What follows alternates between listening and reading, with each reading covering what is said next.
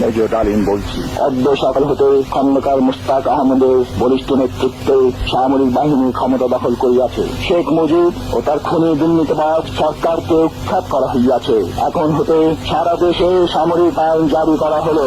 আপনারা সবাই আমাদের সাথে সহযোগিতা করুন।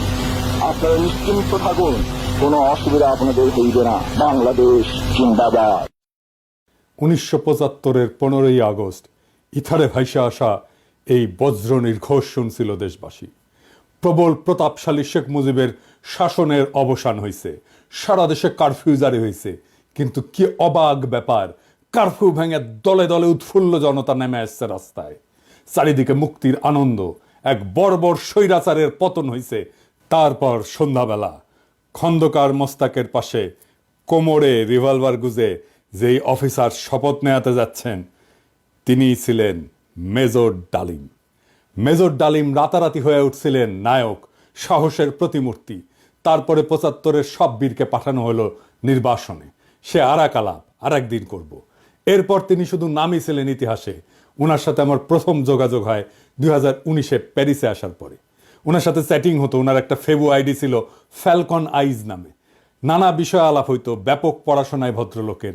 আমার সাথে ফোনে বা ভিডিওতে কখনো কথা হয়নি, তবে আমার ঘনিষ্ঠ সার্কেলের অনেকের সাথেই নিয়মিত কথা হইতো। আমি কথা বলতে চাইছিলাম, উত্তরে বলছিলেন বলবো সময় হইলেই। আমার স্বাধীনতা উত্তর বাংলাদেশ বইটা প্রকাশিত হইলে পড়তে চাইছিলেন, আমি পাঠাইছিলাম সুইডেনে ওনার এক শিষ্যের কাছে। উনি বই পাইয়া বই হাতে ছবি পাঠাইছিলেন, এটা নিশ্চিত করতে যে ওনার কাছে পৌঁছাইছে। আমি আমার সার্কেলে ওনারে বড় ভাই বলে ডাকতাম। জিজ্ঞেস করতাম, বড় ভাই কেমন আছেন, কি বলেন। কোনো রাজনৈতিক পরিস্থিতিতে জানতে চাইতাম বড় ভাইয়ের রিডিং কি। একটা সময় খেয়াল করলাম উনি ভুলে যাইতেছেন জিনিসপত্র, ডাক্তারি ভাষায় যাকে বলে কগনিটিভ ডিজিজ। তখন থেকে ওনাকে বলতে শুরু করলাম বুড়া। তো জিগাইতাম বুড়াটার খবর কি। যাই হোক, উনি নাকি বলছেন যে ওনার বয়স 75 বছর, আসলে ওনার বয়স 78 বছর। ওনার জন্ম 1946 সালে উইকিপিডিয়ার তথ্য অনুসারে। 64 সালে বিমান বাহিনীতে যোগ দেন, ঠিক 18 বছর বয়সে। বুড়া বয়সে 3 বছর কমায় বলছে আর কি, আমার অনুমান ভুলে বলছে। এপিসোডের স্ক্রিপ্ট লিখতে লিখতে ওনার ছবিটা খুঁজতেছিলাম, যে ছবিটা দেখাইলাম আমার বই হাতে, ছবিটা পাইতেছিলাম না। তো সুইডেনের বাইরে ফোন দিলাম, তো উনিও খুঁজতেছেন। এর মধ্যে বুড়া ফোন দিছে ওই সুইডেনের বাইরে। তো উনি যখন জানলেন যে আমি লাইনে আছি, উনি স্পিকারে দিলেন, আমি শুনতেছি। উনি বলতেছেন, আমাদের দুইজনকে স্পিকারে দিলেন। উনি জিজ্ঞেস করলেন পিনাকি কি দেখছে আমার লাইভ। আমি বললাম হ দেখছি বড় ভাই। তো সুইডেনের বড় ভাই ওনারা বলতেছেন, আপনি পিনাকির বই হাতে একটা ছবি তুলছিলেন না, আছে ওইটা। আমি শুনতেছি। তো বুড়া বলতেছে, পিনাকি বই লিখছে নাকি, কই আমি তো দেখি নাই। তো রিসেন্ট মেমোরি নাই হয়ে যাইতেছে, আর্লি সাইন অফ আলঝেইমার্স। যাই হোক, বুড়া আমাদের মাঝে আরো অনেকদিন বাইচা থাকেন। ওনার লাইভ এপিসোড করছে ইলিয়াস। এইটাই সম্ভবত বাংলাদেশের মানুষের সর্বোচ্চ দেখা লাইভ। ইউটিউবে একসঙ্গে সর্বাধিক সংখ্যক দর্শকের লাইভ স্ট্রিমের রেকর্ডটা 8 মিলিয়ন। তবে এইটা বাংলা ইউটিউবের সর্বোচ্চ, এটা নিঃসন্দেহ। এবং আমার মনে হয় এই রেকর্ড আর কেউ কখনো ভাঙতে পারবে না। এইবার আসেন এপিসোডের প্রসঙ্গে। বাম, আওয়ামী লীগ আর প্রগতিশীল বিএনপির পুচ্ছে আগুন লাগিয়েছে একই সাথে। যাই হোক, আমি সবগুলা আগুন নিয়ে আজকে কথা বলবো না, কয়েকটা আগুন নিয়ে কথা বলি। প্রথম অভিযোগ কি, মেজর ডালিম নাকি খুনি। আসলে কি মেজর ডালিম খুনি? আসলে না, খুঁজে দেখি। বিপ্লবী এবং সৈনিকদের খুনি বলা যায় না, কারণ তাদের কর্মকাণ্ড এবং উদ্দেশ্য সাধারণ অপরাধীর সাথে তুলনা করা যায় না। আদালত যখন প্রাণ নেয় সেটাকে খুন বলা যায়? একজন সৈনিক যখন দেশের শত্রুকে হত্যা করে সেটা কি অপরাধমূলক কাজ? একজন নারী যখন তার ধর্ষককে হত্যা করে ফেলে ধর্ষণের সময়, সেটা কি অপরাধ? না, সেটা না। কেন না? এর কয়েকটা কারণ আছে, বুঝে দেখি। 1 নম্বর কারণ, নৈতিক পার্থক্য, মোরাল জাস্টিফিকেশন। বিপ্লবীরা সাধারণত বিদ্যমান শাসন ব্যবস্থার অন্যায় বা নিপীড়নের বিরুদ্ধে সংগ্রাম করে। তাদের কর্মকাণ্ড একটা বৃহত্তর সামাজিক এবং রাজনৈতিক পরিবর্তনের উদ্দেশ্যে পরিচালিত হয়, বৃহত্তর স্বার্থে। নৈতিক দৃষ্টিকোণ থেকে এটা ন্যায় যুদ্ধ, জাস্ট ওয়ার, এই ধারণার সাথে সম্পর্কিত। সৈনিকেরাও একটা প্রতিষ্ঠিত রাষ্ট্র বা আদর্শ রক্ষার জন্য কর্তব্য পালন করেন। 2 নাম্বার, উদ্দেশ্যের মাহাত্ম্য, এটাকে ইংরেজিতে বলে এন্ডস ভার্সেস মিনস। বিপ্লবী বা সৈনিকদের কর্মকাণ্ডের উদ্দেশ্য ব্যক্তিগত স্বার্থ না, বরং এটা বৃহত্তর সমাজ জাতির জন্য। দার্শনিক ইমানুয়েল কান্ট বা জন স্টুয়ার্ট মিলের মতবাদে উদ্দেশ্যের গুরুত্ব এবং প্রভাব নিয়ে আলোচনা আছে। মিলের উপযোগবাদ বলে একটা তত্ত্ব আছে। এটা অনুযায়ী যদি একটা কর্ম বৃহত্তর জনগণের কল্যাণে হয় তবে সেটা নৈতিকভাবে গ্রহণযোগ্য। 3 নাম্বার, সমাজের দৃষ্টিভঙ্গি বা পারসেপশন বাই সোসাইটি। সমাজ সাধারণত সৈনিকদের রক্ষক এবং বিপ্লবীদের ন্যায়ের প্রতীক হিসাবে দেখে। সময়ের সঙ্গে অনেক বিপ্লবীকে নায়ক হিসেবে স্বীকৃতি দেওয়া হয়। এটার আইনি ব্যাখ্যাও আছে। এক নম্বর হইতেছে যে লেজিটিমেসি অফ অ্যাকশন, মানে রাষ্ট্রীয় বৈধতা। সৈনিকদের কর্মকাণ্ড রাষ্ট্রীয় আদেশের আওতায় ঘটে। আন্তর্জাতিক আইন অনুযায়ী যুদ্ধ বা প্রতিরক্ষায় হত্যা বৈধ, যদি তা যুদ্ধের আইন মেনে চলে। 2 নম্বর হচ্ছে রাজনৈতিক লড়াই বনাম অপরাধ, পলিটিক্যাল স্ট্রাগল ভার্সেস ক্রাইম।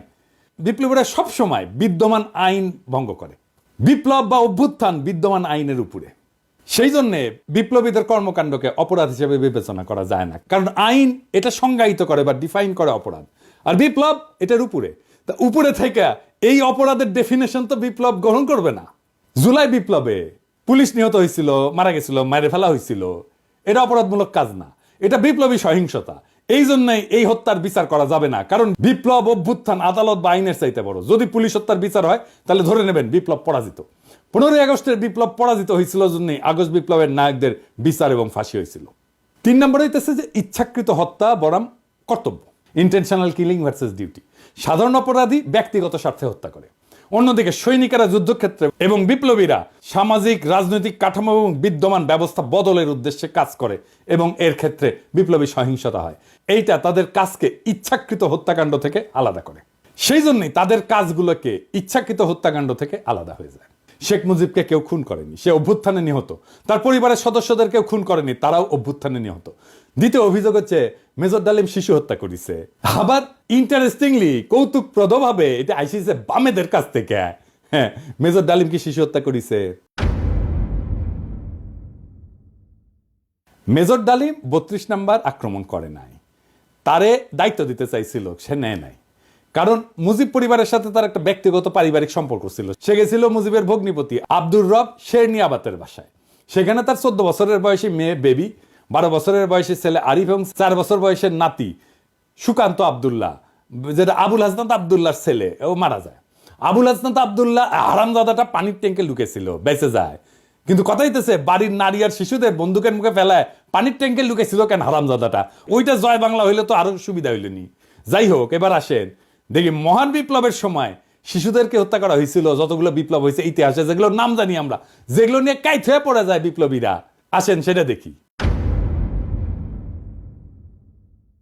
ফরাসি বিপ্লবের সময় লুই শার্লস, যাকে লুই সপ্তদশ বলা হয়, মানে রাজা ষোড়শ লুই এবং মেরি আতরনাথের ছোট ছেলে, বন্দি অবস্থায় খাইতে না দিয়ে কারাগারে রেখে মৃত্যুর দিকে ঠেলে দেওয়া হয়।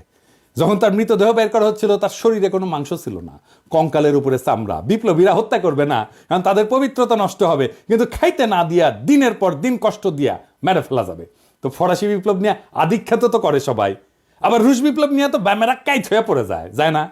যে বামেরা কবে তাদেরকে কইবেন এটা, যে রাশিয়ার জার দ্বিতীয় নিকোলাস এবং তার পরিবারের সদস্যদের বন্দি করে কমিউনিস্টরা। জার কিন্তু তখন ক্ষমতায় না, জারের ক্ষমতা অনেক আগেই চলে গেছে। কমিউনিস্টরা কিন্তু জারের কাছ থেকে ক্ষমতা নেয়নি। কমিউনিস্টরা কেরেনস্কি সরকারকে উৎখাত করে ক্ষমতা নিয়েছে, মানে লেনিন। ক্ষমতা নেওয়ার পরে 18 সালে 17 জুলাই একসাথে হত্যা করে এই জারের পরিবারকে, তার স্ত্রী আলেকজান্দ্রা এবং তাদের 5 সন্তান, অলগা, তাতিয়ানা, মারিয়া, আনাস্তাসিয়া এবং অ্যালেক্সি। লেনিন মনে করছিল জারের পরিবার যদি বাইসা থাকে তাহলে তারা রাজতন্ত্র পুনরুদ্ধারের জন্য কাজ করতে পারে। এই জন্য পুরা পরিবারকে হত্যা করার সিদ্ধান্ত নেওয়া হয়।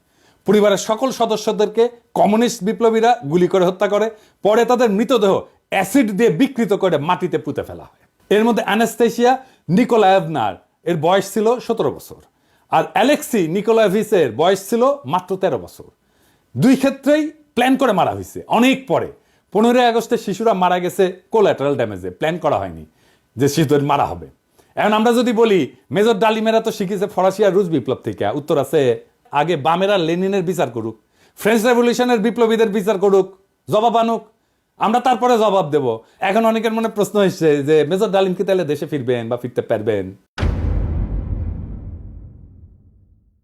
আমাকে সুইডেনের ভাই, বড় ভাই, যিনি মেজর ডালিমের শিষ্য, উনি বলছেন ওনারে তো দেশে আনা দরকার, উনি অবশ্যই দেশে আসবেন। আমরা নতুন সংবিধান লিখলে 15 আগস্টকে বিপ্লবী অভ্যুত্থানের মর্যাদা দেব। আগের রায় বিচার সবকিছু ইনভ্যালিড হয়ে যাবে। তিনি তখনই বীরের বেশে দেশে ফিরবেন। 24-এর বিপ্লব যারা নির্মাণ করছে তাদের অনেকেরই আইডল ছিলেন মেজর ডালিম, অন্তত আমার তো ছিলেনই। ওনার নাম আমরা আকাশে লিখে রাখবো ঈসা খান তিতুমির, হাজী শরীয়তুল্লাহর সাথে। বাংলাদেশে যতবার জালেম আসবে ততবার মেজর ডালিমেরা জন্মাবে। কখনো তাদের নাম হবে আবু সাইদ, কখনো তাদের নাম হবে মীর মুগ্ধ, কখনো তাদের নাম হবে ওয়াসিম, আনাস। আমরা এক একটা তারার নাম দেব এই বীরদের নামে। 24-এর বিপ্লব একটা প্রকৃত বিপ্লব হয়ে উঠবে যদি আমরা নতুন সংবিধান লিখে মেজর ডালিমকে দেশে ফিরে আনতে পারি। সেই দিন হবে বিপ্লবের প্রকৃত বিজয়। ইনকিলাব জিন্দাবাদ।